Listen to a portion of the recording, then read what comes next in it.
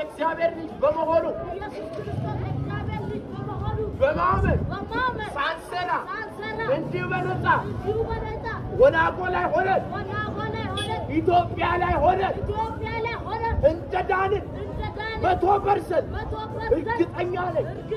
ለዚህ እኮ ነው ኢየሱስ ያድናል ምንል መጽሐፍ እንደሚለው የጌታን ስም የሚጠራ ሁሉ